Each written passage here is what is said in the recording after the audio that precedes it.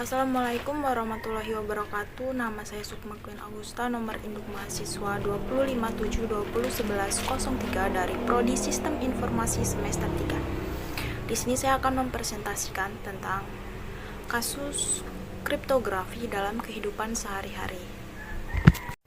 Pertama-tama di sini saya akan menjelaskan tentang pengertian kriptografi. Kriptografi itu tersendiri berasal dari bahasa Yunani yaitu kripto yang berarti rahasia dan grafia yang berarti tulisan. Jadi kriptografi yaitu tulisan rahasia. Selanjutnya, proses utama pada kriptografi yaitu enskripsi adalah proses di mana informasi atau data yang hendak dikirim diubah menjadi bentuk yang hampir tidak dapat dikenali sebagai informasi pada awalnya menggunakan algoritma tertentu. Dan deskripsi adalah kebalikan dari enskripsi, yaitu mengubah kembali bentuk yang disamarkan menjadi informasi awal. Yang kedua yaitu algoritma kriptografi. Kriptografi memiliki aturan-aturan tertentu atau istilah-istilah tertentu. Nah, istilah-istilahnya yaitu yang pertama yaitu plain text. Plain text adalah pesan asli. Yang kedua yaitu ciphertext, yang berarti pesan tersandi. Jadi, plain text tadi disandi atau diubah menjadi pesan tersandi, ciphertext. Yang ketiga yaitu algoritma, adalah peraturan dalam penyandian. Yang keempat yaitu key, kunci atau sandi. Yang kelima yaitu enskripsi. Enskripsi adalah proses pengubahan plain text menjadi ciphertext. Dan yang terakhir yaitu deskripsi. Deskripsi adalah proses pengubahan dari ciphertext menjadi plain text. Jadi enskripsi merupakan kebalikan dari deskripsi. Dan yang ketiga yaitu contoh-contoh kasus kriptografi dalam kehidupan sehari-hari. Yang pertama yaitu transaksi anjungan tunai mandiri atau ATM. Anjungan tunai mandiri atau ATM digunakan nasabah bank untuk melakukan transaksi perbankan. Utamanya, kegunaan ATM adalah untuk menarik uang secara tunai, namun saat ini ATM juga digunakan untuk transfer uang atau pemindahan bukuan, mengecek saldo, membayar tagihan kartu ponsel, membeli tiket kereta api, dan sebagainya. Transaksi lewat ATM memerlukan kartu magnetik atau disebut juga kartu ATM yang terbuat dari plastik dan kode PIN yang berasiosi dengan kartu tersebut. PIN ATM itu tersendiri terdiri dari 4 angka yang harus dijaga kerahasiaannya oleh pemilik kartu ATM. Sebab orang lain yang mengetahui PIN dapat menggunakan kartu ATM yang dicuri atau hilang untuk melakukan penarikan uang. PIN digunakan untuk memverifikasi kartu yang dimasukkan oleh nasabah di ATM. Proses verifikasi dilakukan di komputer pusat atau host bank. Oleh karena itu, harus ada komunikasi dua arah antara ATM dan komputer host.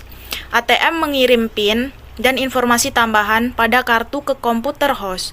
Host melakukan verifikasi dengan cara membandingkan PIN yang dientrikan oleh nasabah dengan PIN yang disimpan di dalam basis data komputer host, lalu mengirimkan pesan tanggapan ke ATM dan menyatakan apakah transaksi dapat dilanjutkan atau tidak. Selama transmisi dari ATM ke komputer host, PIN harus dilindungi dari penyadapan oleh orang yang tidak berhak. Dan bentuk perlindungan dilakukan selama transmisi adalah dengan mengekspresikan PIN di sisi bank. PIN yang disimpan di dalam basis data juga dienkripsi. Algoritma enskripsi yang digunakan adalah DES dengan metode SIB. Karena DES bekerja dengan menginskripsikan blok 64 bit, maka PIN yang hanya terdiri dari 4 angka adalah 32 bit, harus ditambah dengan padding bits sehingga panjangnya menjadi 64 bit. Padding bits yang ditambahkan berbeda-beda untuk setiap PIN. bergantung pada informasi tambahan pada setiap kartu ATM-nya. Karena panjang PIN hanya 4 angka, maka peluang ditebak sangat besar. Seseorang memperoleh kartu ATM curian atau hilang dapat mencoba semua kemungkinan kode PIN yang mungkin. Sebab hanya ada 10 sama dengan 10.000 kemungkinan kode PIN 4 angka. Untuk mengatasi masalah ini, maka kebanyakan ATM hanya memperbolehkan pengentrian PIN maksimum 3 kali. Jika 3 kali tetap salah, maka ATM menelan kartu ATM. Masalah ini menunjukkan bahwa kriptografi tidak selalu dapat menyelesaikan masalah keamanan data. Yang kedua yaitu Pay TV. Pay TV adalah siaran TV yang hanya dapat diminati oleh pelanggan yang membayar saja, sedangkan pemilik TV yang tidak berlangganan tidak dapat menikmati siarannya. Atau di Indonesia, Pay TV dikelola oleh PT Indovision. Siaran Pay TV dipancarkan secara broadcast, namun hanya sejumlah pesawat TV yang berhasil menangkap siaran tersebut yang dapat mengerti isinya.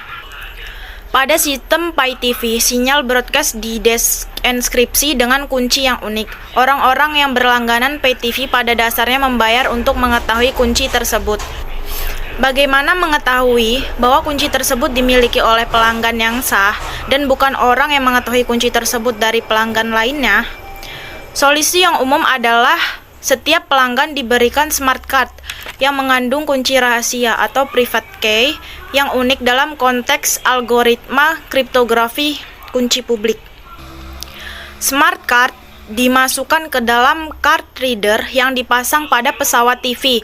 Selanjutnya, pelanggan Pay TV dikirimi kunci simetri yang digunakan untuk menginskripsi siaran. Kunci simetri ini dikirim dalam bentuk terinskripsi dengan menggunakan kunci publik pelanggan. Smart card kemudian mendeskripsi kunci simetri ini dengan kunci rahasia pelanggan. Selanjutnya, kunci simetri digunakan untuk mendeskripsi siaran TV. Yang ketiga yaitu komunikasi dengan telepon seluler. Pengguna telepon seluler atau ponsel yang bersifat mobile memungkinkan orang berkomunikasi dari tempat mana saja.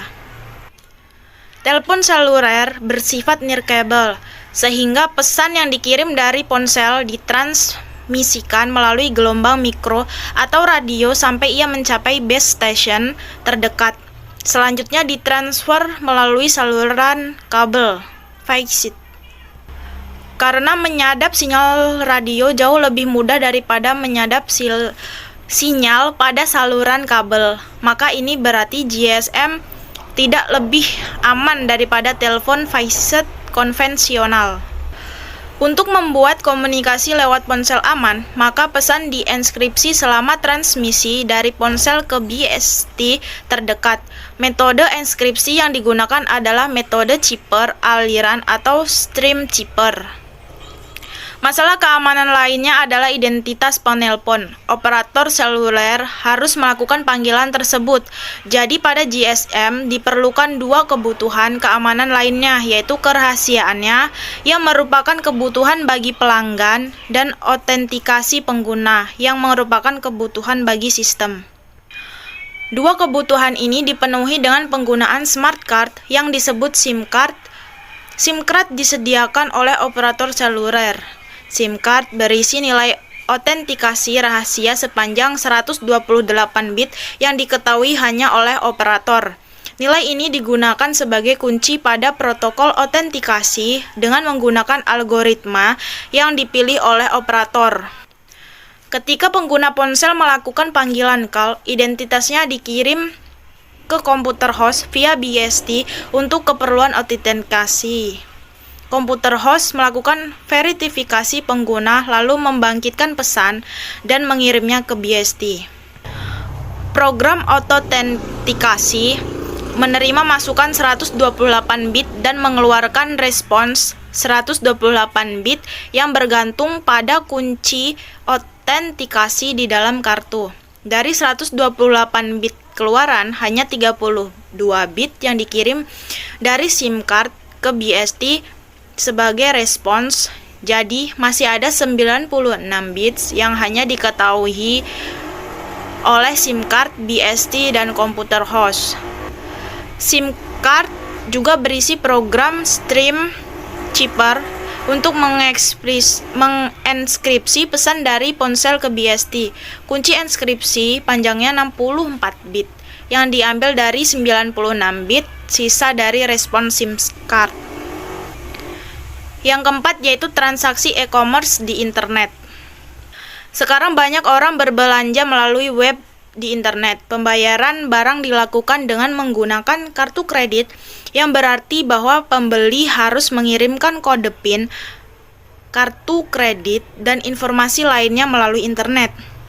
Karena alasan keamanan yang menyangkut informasi kartu kredit, maka transaksi barang lewat internet tidak terlalu populer. Browsing web secara aman adalah fitur paling penting pada e-commerce. Secure Socket Layer atau SSL adalah protokol yang digunakan untuk browsing web secara aman. Kedua protokol ini memfasilitasi penggunaan inskripsi untuk data yang rahasia dan membantu menjamin integritas informasi yang dipertukarkan antara website dan web browser, misalnya Netscape, Internet Explorer, dan sebagainya. SSL adalah contoh protokol client-server yang dalam hal ini web browser adalah klien dan website adalah server. Klien yang memulai komunikasi sedangkan server memberi respon terhadap permintaan klien. Fungsi paling dasar yang digunakan SSL adalah membentuk saluran untuk mengirimkan data terinskripsi seperti data kartu kredit dari browser ke website yang dituju. Jadi, gunakan sistem kriptografi untuk keamanan data Anda saat mengakses informasi pada jaringan internet, sehingga data Anda lebih aman dan tetap terjaga dari adanya spamming atau peretasan informasi secara ilegal. Itulah tadi penjelasan tentang kasus kriptografi dalam kehidupan sehari-hari. Apabila terdapat kesalahan bicara atau kurang dalam penjelasan materi, saya minta maaf. Saya akhiri. Wassalamualaikum warahmatullahi wabarakatuh.